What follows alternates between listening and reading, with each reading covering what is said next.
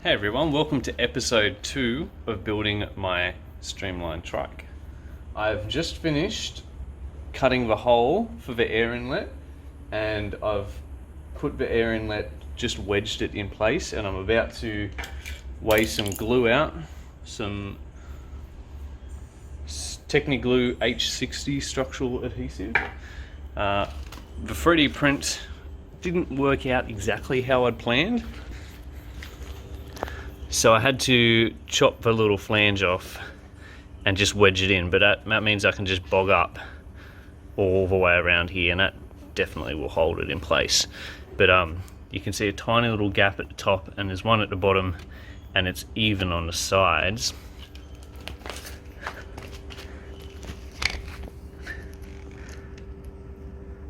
What I want to do is try and put a little bit of glue around this edge and start to blend it in, so it's a real nice smooth air inlet, and then the LED will sit like right out the front, so I can get the maximum light angle coming out of the LED, so there's nothing wasted by shining onto this.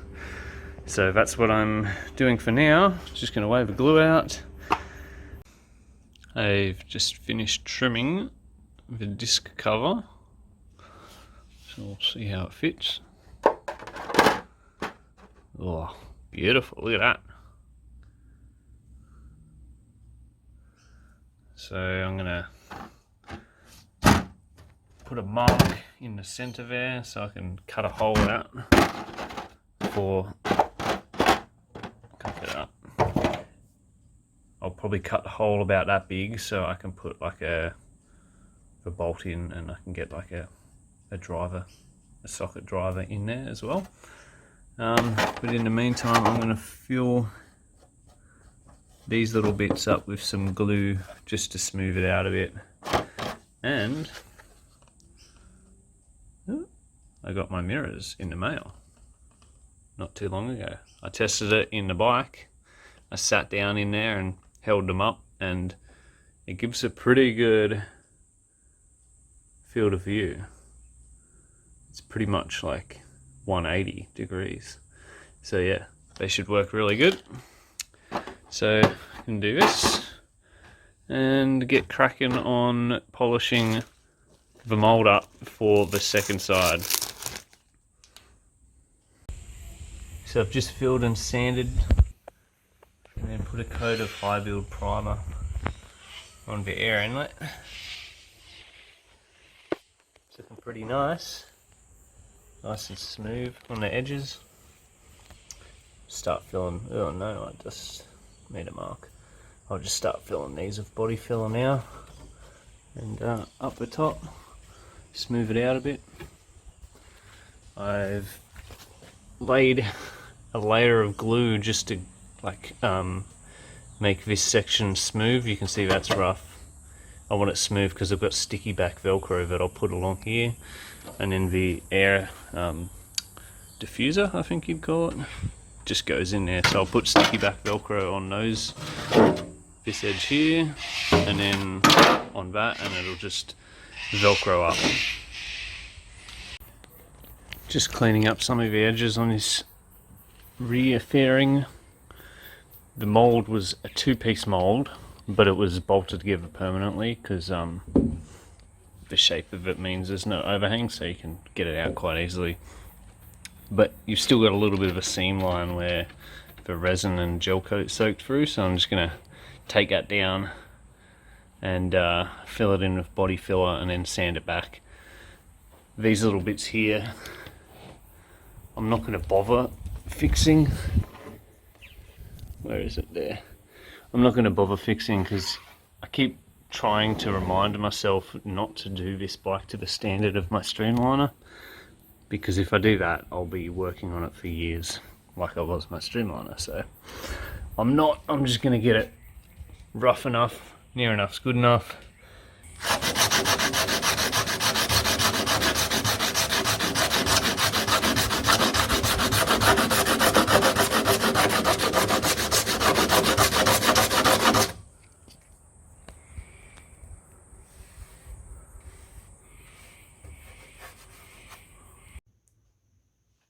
just fit the camera in the back of the bike.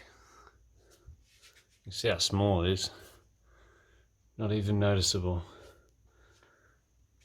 And I've patched the roof and underneath as well.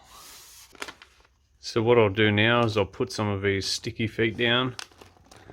You can just put a zip tie through that, and that will tie the wire up real nice up to the roof of the bike. I'll put a few along there and then sort out roughly where I'll be putting the the screen for the camera. So maybe here somewhere. So probably about there. I'm not too sure exactly, but just so I know not to put a sticky foot right where it's going to be. So I'll probably put one either side of it, just so that I've got somewhere to glue a mount for that. Just marked out where I'm going to put all these little sticky feet. About every 200mm should do it. And I'll put the camera, I keep saying camera, the screen, about here, because my head's going to be about here, and it's not too far away that I won't be able to see like the resolution, but it's just far enough that it's going to be like up and out of the way, so I can still see the front window opening. So them like that, one at the end, and I've marked on the edge. I originally did there, but I'm going to bring it back a bit just so the distance between the two indicators, so that's where I'll drill a hole for the indicator bolt to go through, and it'll sit out about that far. So yeah, I just wanted the spacing between the two indicators to be a little bit wider than there. It's just so it blocks the vision from one direction, so the drivers can definitely see that I'm indicating one way or the other. So yeah, then I can run the wire from the camera down there and the indicator into that one, and then tie it all into there. My LED indicators came today. They're supposed to light up like that in a line. So the rear ones will be going like so.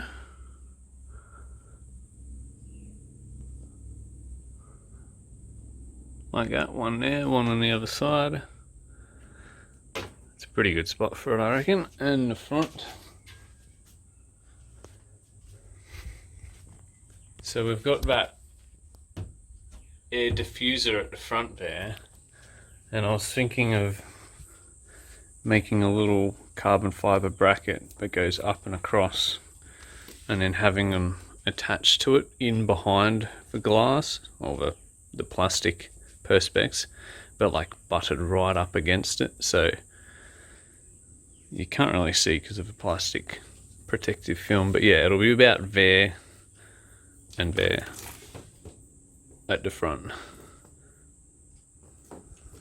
probably like that. So yeah, I'll drill a hole for the back right now and mount them in and see what it looks like with both of them in.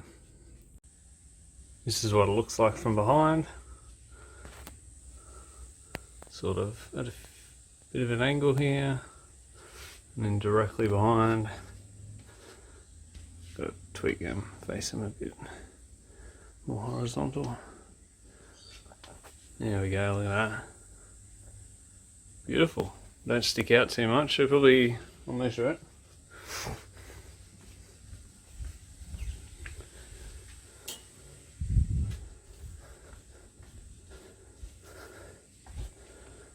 They are 85mm,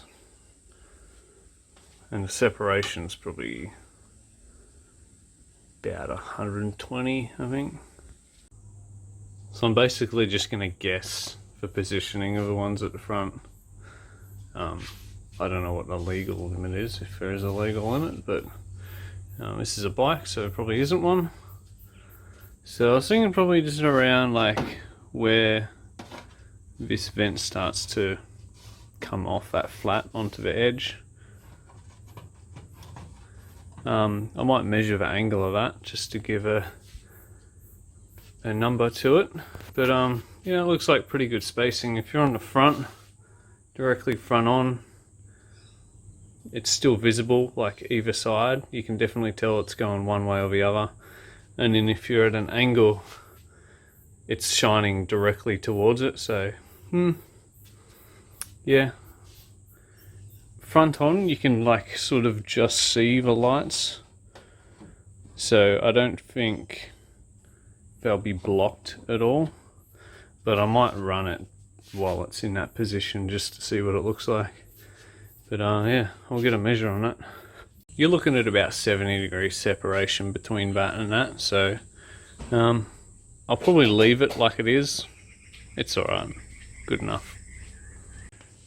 So in my box of spare parts for the streamliner and just little knickknacks, bits of electronic and things that might come in handy, like molds and stuff, like handlebar molds and all that. In this box I have a whole crap load of carbon test pieces, so when I was like laminating straight into Nomex just to see how strong it would be, which is really strong, and when I was going to make some carbon fiber shoes but never got around to it, just doing some test pieces.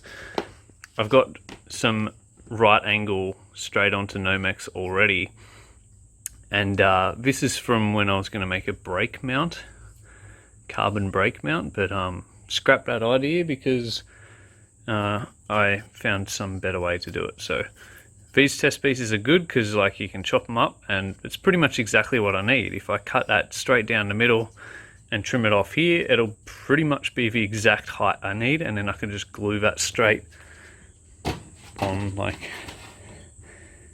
so. So yeah, sweet. That's why I don't chuck anything out like that.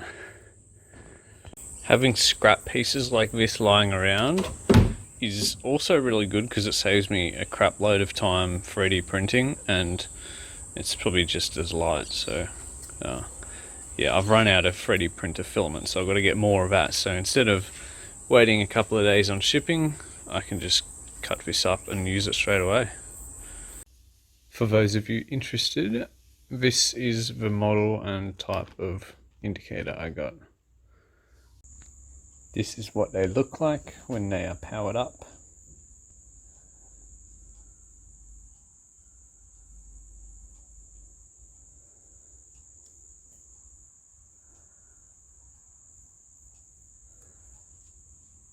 Definitely visible. How good is that?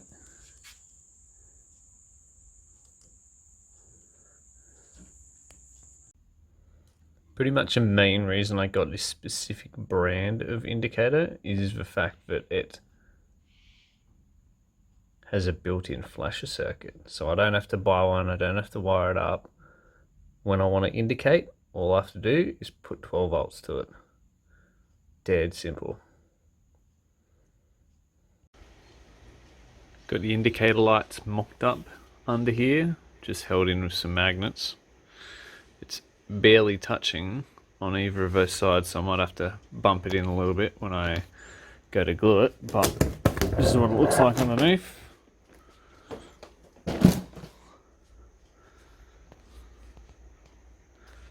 Looks like that. I've done a line, so that's 70 degrees difference here, so I might just bump it into like about halfway maybe on each of them, just so it's a bit of clearance with the fairing, and keep it about the same on either side. And then what I'll do is I'll drill a hole down here so I can run the wire straight down into it, and then just neaten up the wiring so it's nothing's in the front here, so I get a better vision.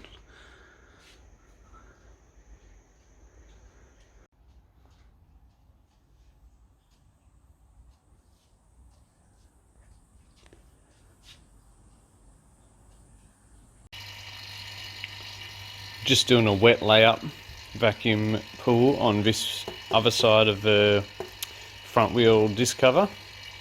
I've got a leak because what I try to do is use the vacuum bag multiple times. So you can see where I've flipped the bag so it's the non-resin side down now, and all the stale resin, the used leftover resin, is left on the top of the bag.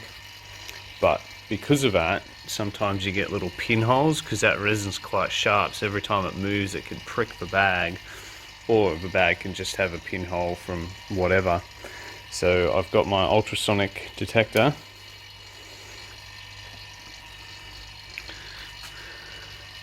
There's one around here somewhere.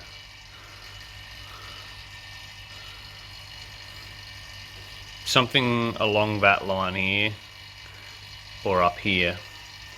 I can't quite find it yet. When I turned the vacuum off before I found it, but it might have plugged itself with a bit of resin. But that means that I can't just turn the vacuum pump off once I get down to vacuum. I've got to leave it running. So what I do is I put the electric blanket on it, and I don't crank it all the way up, I just leave it on 1 just to keep it warm, just to speed the curing process up, because I've got fast cure resin, so it shouldn't take too long at all before it tacks off. And yeah, once it starts to tack, it'll plug the hole even better. So I'm hoping that'll be fine. But once it starts to tack off, you can pretty much drop the vacuum on a part like this anyway, because you don't need to have perfect squish on the carbon. It's like once it tacks off, it's fine. So I'm just going to put that back on and then go inside and start cutting carbon for the bottom bracket boom stay down to the front of the fairing.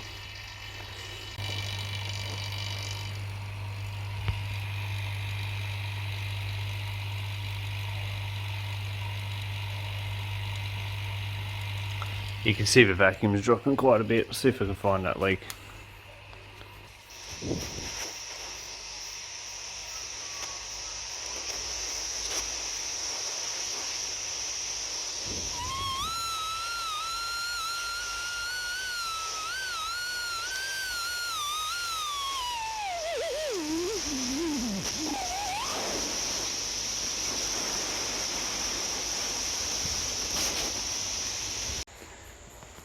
This part's had about 3 hours to cure now.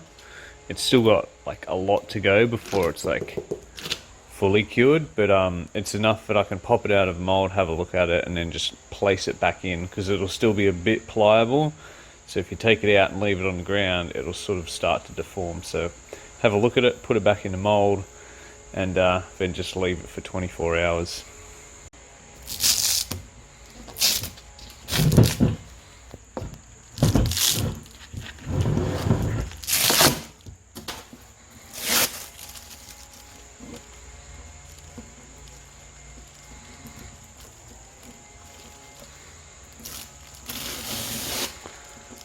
So these pieces haven't got any resin in the holes, so I'll definitely be using them again. And unfortunately the absorption material's taken too much, so I can't use that again, but I might be able to use that shade cloth as a breather material, a vacuum dispersing material again. So I try to reuse as much as I can. The vacuum bag I'll now use as a drop sheet for anything, and I used that bag from the big bag that I used to make the fairing. So I try and use it as many times as possible before throwing it out.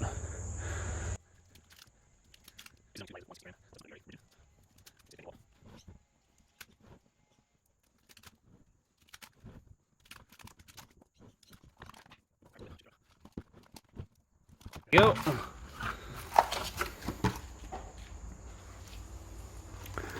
Looks pretty even.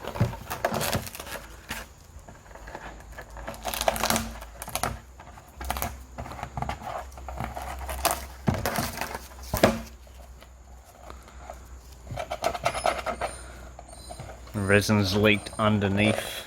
Oh no, it hasn't.